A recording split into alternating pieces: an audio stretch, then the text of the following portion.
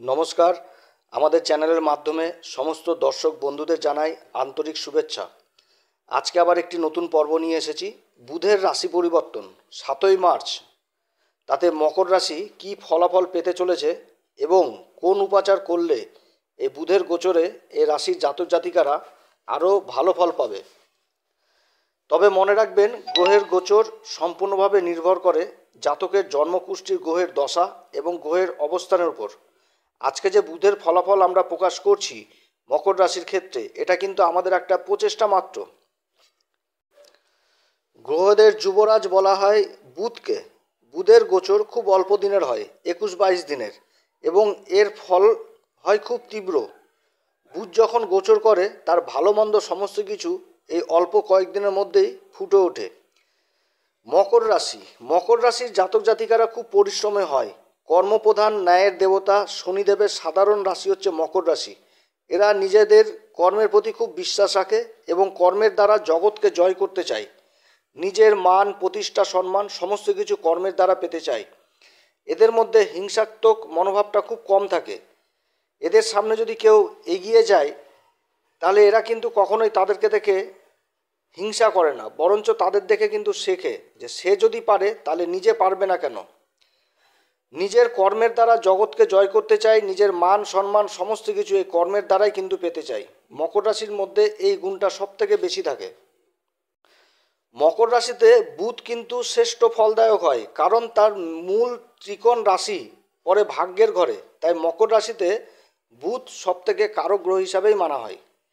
বুধের রাশি পরিবর্তন 7ই মার্চ সকাল 9:40 বুধদেব রাশি পরিবর্তন করে যাবে মীন রাশিতে। মকর রাশির ক্ষেত্রে কিন্তু এটা তৃতীয় ঘর।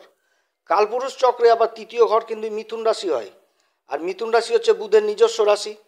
এই মীন রাশিতেই কিন্তু আবার রাহুদেব বসে রয়েছে।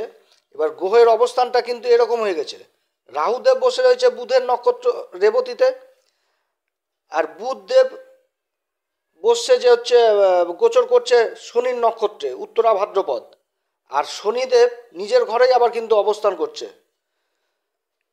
7 তারিখে কিন্তু আবার শুক্রদেবও রাশি পরিবর্তন করে শনিদেবের সাথে দ্বিতীয় ঘরে অবস্থান করবে। অপরদিকে কিন্তু গুরুদেব মকর রাশিতে চতুর্থ ঘরে কেন্দ্রে অবস্থান করছে, যেটা মেষ রাশিতে বলবান অবস্থায়।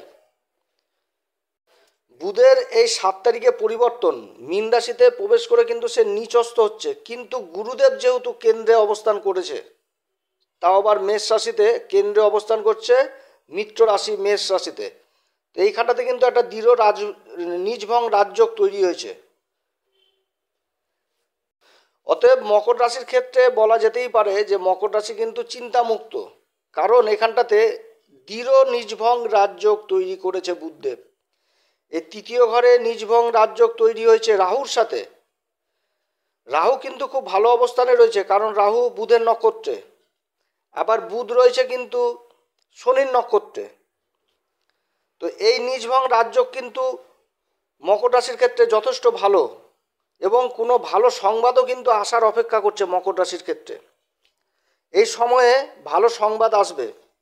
কমিউনিকেশনে যারা যুক্ত আছেন, যারা মিডিয়া জগতের সাথে যুক্ত আছেন, সাংবাদিকতা করছেন, তাদের ক্ষেত্রে কিন্তু এই গোচর যথেষ্ট লাভবান হবে।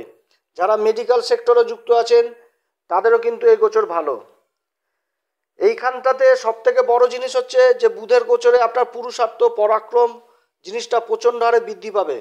আপনি কাজে প্রচণ্ড ব্যস্ত হয়ে পড়বেন এবং নিজের মধ্যে কনফিডেন্ট লেভেলটা সব থেকে উঁচুতে থাকবে, যে আপনি পারবেন, এরকম একটা মনোভাব সব কিছুতে আপনার জন্মাবে। এবং এটা হবে একমাত্র বুধের কিন্তু এই নিজভঙ্গ রাজযোগের জন্য। মকর রাশির ক্ষেত্রে বুধ হচ্ছে ষষ্ঠ ঘর এবং নবম ঘরের অধিপতি। তো এই নবম ঘর আর ষষ্ঠ ঘরের অধিপতি তৃতীয় ঘরে নিজভঙ্গ রাজযোগ তৈরি করেছে। ষষ্ঠ ঘরের অধিপতি হয়ে তৃতীয় ঘরে নিজভঙ্গ রাজযোগ তৈরি করার ফলে আপনার ছোট ভাই বোনদের সাথে সম্পর্ক আরও খুব ভালো হবে। আপনার প্রতিবেশীদের সঙ্গ পাবেন, আপনার বন্ধু বান্ধবদের সাথে যথেষ্ট সঙ্গ পাবেন। এবং ভাগ্যের ঘরের অধিপতি হয়ে তৃতীয় ঘরের এই নিজভঙ্গ রাজযোগ ভাগ্যের কিন্তু প্রচণ্ড বৃদ্ধি ঘটাবে। তৃতীয় ঘরে অবস্থান করে নিজের ভাগ্যের ঘরকেই, নবম ঘর যেখানটাতে বুধদেবের কন্যা রাশি, সেখানটাতে কিন্তু সপ্তম দৃষ্টি পড়বে, যার ফলে মানে আপনার যে কাজগুলো আটকে ছিল, তো ভাগ্যের কিন্তু ঘরে দৃষ্টি পড়ার ফলে সেই কাজগুলো কিন্তু আপনার এই সফল হবে এই সময়ে। যারা ইম্পোর্ট এক্সপোর্টের ব্যবসা বাণিজ্য করছেন বিদেশে, বুধের এই নিজভং রাজযোগের ফলে ভালো ধনপ্রাপ্তির কিন্তু প্রবল যোগ তৈরি হয়েছে। অপরদিকে পঞ্চম ঘরের অধিপতি এবং কর্মের ঘরের অধিপতি শুক্রদেব শনিদেবের সাথে মানে রাশির অধিপতির সাথে দ্বিতীয় ঘরে কিন্তু জুতি তৈরি করছে 7 তারিখেই, এবং এই জুতির অবস্থানে আর বুধের এই নিজভং রাজযোগের জন্য মানে মকর রাশির জাতক জাতিকাদের এই সময়কাল খুবই ভালো। এই রাশির জাতক জাতিকারা ভাগ্যের দিকে প্রচণ্ড এগিয়ে থাকবে এবং অর্থের প্রচণ্ড আগমন ঘটবে এই সময়কালে। শুক্রদেব হচ্ছেন কর্মপতি, আর কর্মপতি হয়ে দ্বিতীয় ঘরের ধনপতি শনিদেবের সাথে জুতি তৈরি করেছে, তাই কর্মক্ষেত্রে প্রচণ্ড লাভের সম্ভাবনা তৈরি হয়েছে। যদি আপনি কোনো ভালো বিজনেসম্যান হন কিংবা কোনো কমিশন এজেন্ট হন, তাহলে কিন্তু এই নিজভং রাজযোগ আপনার কিন্তু অর্থ আগমন অবশ্যই করাবে। পঞ্চম ঘরের মালিক, দশম ঘরের মালিক রাশির অধিপতির সাথে ধন ঘরের দ্বিতীয় ঘর, সেই ঘরে এবং মকর রাশির ক্ষেত্রে ভাগ্যের অধিপতি বুধদেবের নিজভং রাজযোগের ফলে কর্মের জন্য এতদিন যে ছোটাছুটি করছিলেন তাদেরও কিন্তু কর্মের একটা বিশাল হওয়ার সম্ভাবনা রয়েছে। এই সময়কাল মকর রাশির জাতক জাতিকাদের জন্য যথেষ্ট ভালো সময়, এবং এই সময়ে নিজেকে সমাজের কাছে তুলে ধরার সময়। সমাজের লোক আপনাকে নতুন করে চিনবে, সম্মান করবে, মান সম্মান করবে, এবং কর্মক্ষেত্রে আপনি যথেষ্ট এগিয়ে থাকবেন, কম্পিটিশনেও এগিয়ে থাকবেন।